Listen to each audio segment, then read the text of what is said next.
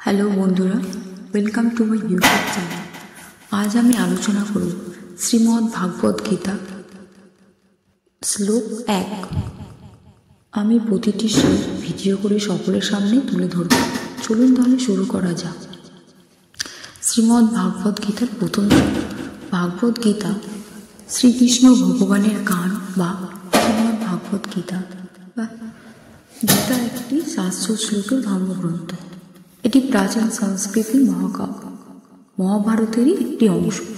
যদিও গীতা একটি স্বতন্ত্র ধর্মগ্রন্থ তথা একটি পৃথক উপনিষদের মর্যাদা পেয়ে থাকে। গীতাকে মূলত ভগবানের মুখনিসৃত বাণী বলেই মনে করা হয়।